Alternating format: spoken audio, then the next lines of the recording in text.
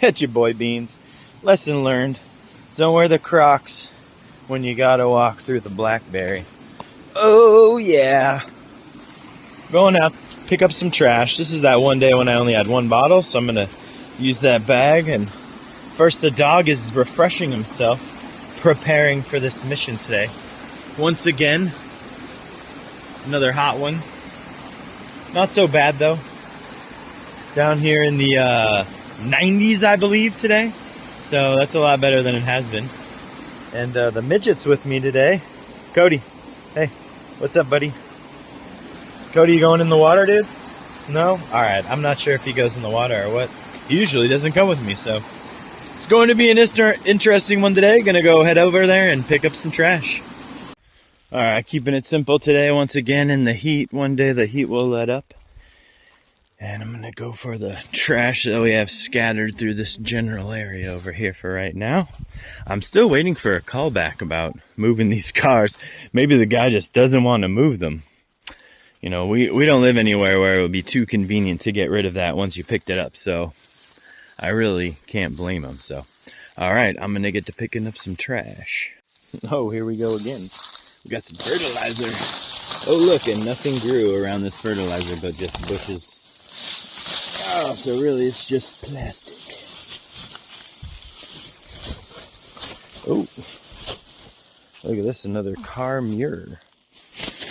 We have a bunch of car assemblies here. If anyone needs car parts here, well, these are destroyed anyway. So I did get the chest mount to fix the problem of being able to record while I pick up trash, but I left it in the truck. And the truck is down the hill and being used, so I can't easily grab my chest mount, so I will just pick up some trash here while the dogs hide in that little bit of shade, get a bag full, and be satisfied for the day. You know, the temperature came down a little, so that's a win. And yeah.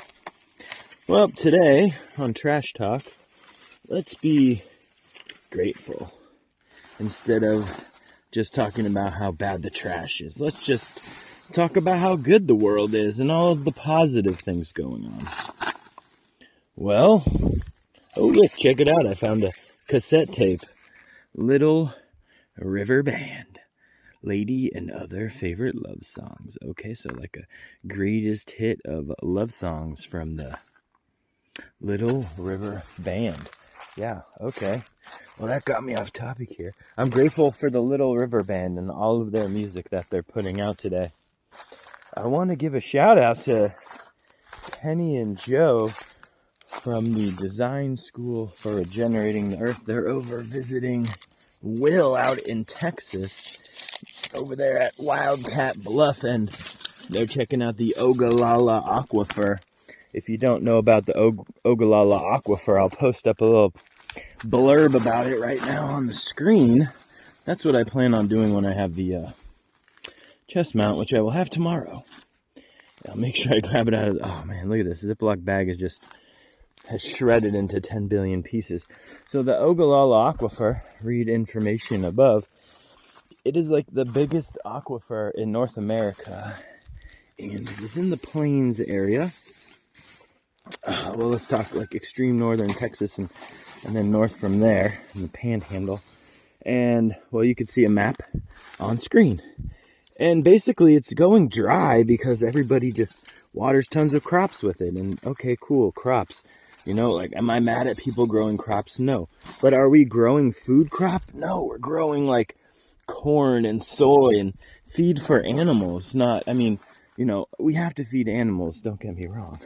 But should we be draining an aquifer to feed the animals? Or should we be trying to recharge the aquifer so we can keep feeding humans, even if that means having to maybe cut back or change how we produce our meat? I mean, I don't want to give up meat for sure. I love meat. Give me a good old steak any day. One of my favorite meals in the world. But at the same time, it is our responsibility, you know, to take care of the earth as much as we can. And so if that means, say, instead of eating beef a couple times a week, or 10 times a week. Eat beef once a week. Make it a good piece of beef, you know. Have a good old steak once a week. I like to do steak Sundays personally. So on Sundays, I just cook steaks. Look forward to Sunday once a week. A little treat. The rest of the week, don't get me wrong, I'll throw in some ground beef once in a while, but I try to stick to chicken and fish and pork and the other stuff. Keep the variety up. Not that any of those are much better in the way they're produced, but variety is the spice of life. Anyway, man, just tons of trash over here as always. So, yeah, anyway, the Ogallala Aquifer, it needs to be recharged because as it's being drained, eventually we won't be able to irrigate cropland. Let's say we even cut back on our cropland usage for beef, we'd still have to just reduce our water usage so we're not just dumping water onto crops continuously, right? We have to think about how we can reduce our water usage to increase the amount of crops we're growing. Man, just check out this bag is just disintegrating. I was doing a little reading, and it said if you can improve the soil, 1% increase in organic matter in the soil will increase the water holding capacity by 20,000 gallons. Can you imagine? That's across 1 acre, to be clear. So 1% gain in organic matter in your soil, and you can hold 20,000 more gallons of water on 1 acre. So that's pretty interesting. All right, well, climate change. Here's a problem with climate change. Cellular telephones now. We have to figure out the situation where if we're trying to film, they overheat outside. Crazy to think that since cell phones have been out, this is now a problem. I can't remember in my past when this has been a problem, but I will say, you know, once again, one of my favorite trees, Pacific Madrone. Look at this gorgeous. I love these leaves. They're freaking awesome. Look at that. Oh, man. Anyway, just remember, they take over. So while I love them and I think they're epic looking, you know, they do take over. Here's a bunch of dead ones right behind here. So fuel for the fire mixed in with oak. So, yeah. Anyway, I had to stop for a second because my bag is completely full at this point. Once again, was back over in the car pile. Got a lot of plastic. Got a lot of everything. So, there you go. Another winning bag full. Anyway, what were we talking about? The Ogallala Aquifer. Come on, dogs, let's roll. You guys can stop hiding in the shade. Hashtag climate change. My dog's going to love it when we get to the desert. I believe one of the first things I will build is him a dog house that has some sort of passive cooling system that I can build into it. For sure. You know, he's part husky. Really not the best dog for the desert, but hey, Cody, come on. This way. Come on, Cody. Good boy. Cody. Here comes Cody. He just came with the property, so this is not my dog, but he loves to run away. I tell you, he'll run away for a day or two. Just show up randomly. And you always think, oh man, he ran away. He's not coming back. He's in the woods. Something's going to eat him. I just think nothing wants to eat him. He's not worth the effort. I do worry about the bald eagles or something, though, because we have bald eagles and pretty massive birds around here all of the time. And just waiting for one to come swoop down and scoop them up. Anyway, back to the Ogallala Aquifer. Anyway, so yeah, Will over there he runs a non-profit, if I'm not mistaken, called the Ogallala.life. So check that one out. I'll post a link in the description for it. And as I'm looking at my hand, I can see disintegrated plastic all over my hand, looking like I got hit with a bunch of glitter. Anyway, back to the Ogallala Aquifer. It's being drained to irrigate cropland, which, sure, we need to have crops, but we also need water management, because if we completely drain it, how will we then irrigate crops in the future? You know, sure, good for now, bad for our children, right? And when you look back at like what's happened in the last 40-plus years, 40-ish years, let's just say, everything has gotten progressively way, way more expensive and crazy unaffordable, and Yeah, put no blame on anybody, but still, in the last 40 years, things have massively gone downhill.